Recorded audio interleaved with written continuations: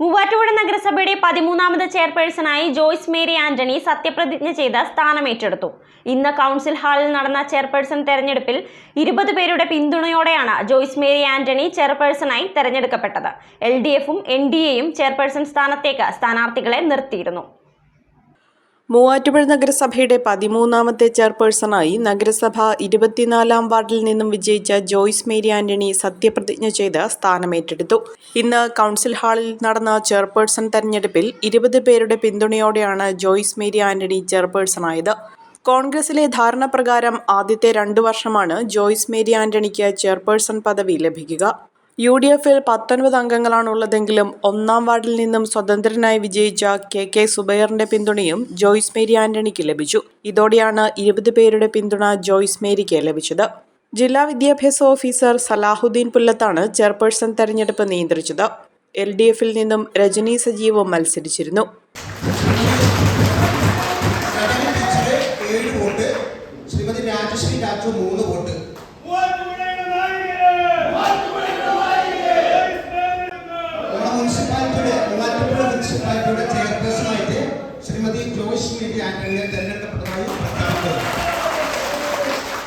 രജനി സജീവിന് 7 പേരുടെ പിന്തുണയും NDAയിൽ നിന്നും മത്സരിച്ച രാജുശ്രീ രാജുവിന് 3 പേരുടെ പിന്തുണയുമാണ് ലഭിച്ചത്.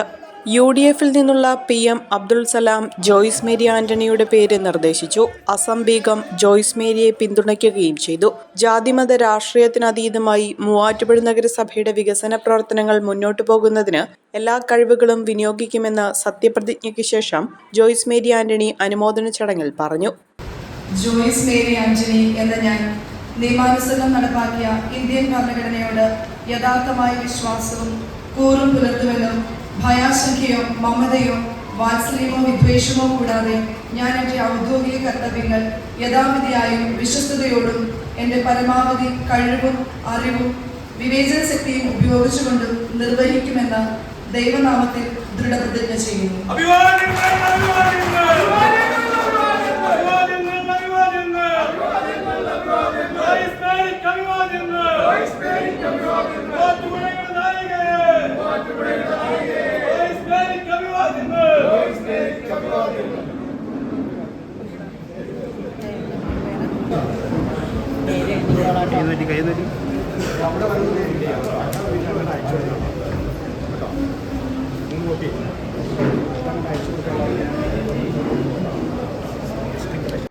ഒരുപാട് സന്തോഷത്തോടും അഭിമാനത്തോടും കൂടിയാണ് നിങ്ങളുടെ മുമ്പിലായിരിക്കുന്നത്. ഈ ഒരു അവസരത്തെ എന്നിനെ കുറിച്ചുള്ള വിശ്വാസമായിട്ടും അതിലൊക്കെ ഉപരി ഇതിന്റെ പൂർണ്ണമായ ഉത്തരവാദിത്വമാണെന്നുള്ള തിരിച്ചറിവോടു കൂടിയാണ് ഞാൻ ഇന്നിവിടെ നിൽക്കുക.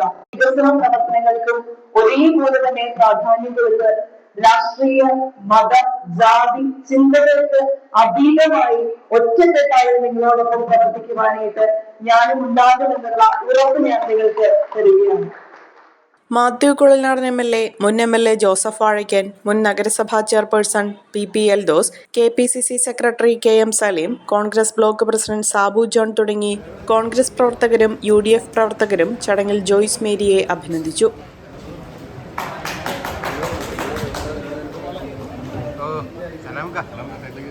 നമ്മുടെ നഗരസഭയ്ക്ക് ഒരു ചെയർപേഴ്സൺ വന്നിരിക്കുകയാണ്. ആരെയും ഞാൻ പറഞ്ഞു പരിചയപ്പെടുത്തേണ്ട കാര്യമില്ല. ജോയ്സ് കഴിഞ്ഞ കൗൺസിലുണ്ടായിരുന്നു.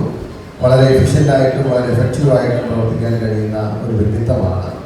ഈ സമയത്ത് ഞാൻ ഒരു അഡ്വൈസ് എന്ന നിലയിലൊന്നും പറയാൻ ആഗ്രഹിക്കുന്നില്ലെങ്കിലും ഒരു ജനാധിപത്യ സംവിധാനത്തിൽ ഒരു ജനാധിപത്യ പ്രക്രിയയിൽ ഒരു കൗൺസിൽ അത് ഏത് തന്നെയായിരുന്നാലും അത് പാർലമെൻ്റ് ആണെങ്കിലും നിയമസഭയാണെങ്കിലും നഗരസഭയാണെങ്കിലും കോർപ്പറേഷൻ ഏതാണെങ്കിലും പ്രതിപക്ഷ ബഹുമാനത്തോടു കൂടി പ്രവർത്തിക്കാനും പ്രതിപക്ഷത്തെ കൂടി കേൾക്കാനുള്ള ഒരു അന്തരീക്ഷം സൃഷ്ടിക്കുക എന്നുള്ളത് കൂടിയാണ് ചെയർപേഴ്സന്റെ പ്രഥമ ഉത്തരവാദിത്വം.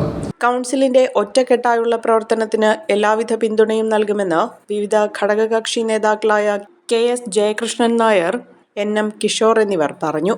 അനുമോദന ചടങ്ങുകൾക്ക് ശേഷം നഗരസഭാ ചെയർപേഴ്സണെ നഗരസഭാ ഉദ്യോഗസ്ഥർ സ്വീകരിച്ചാനയിച്ച് സ്ഥാനത്തിരുത്തി.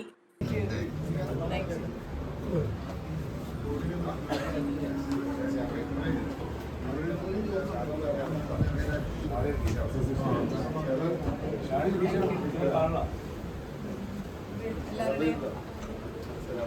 അനുവാദത്തോടു കൂടി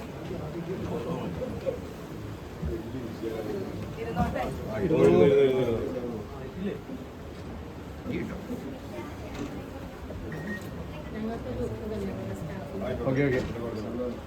സ്റ്റാഫിനെ വിളിക്കട്ടെ, ഒരാൾക്ക് സ്ഥലം തരണം.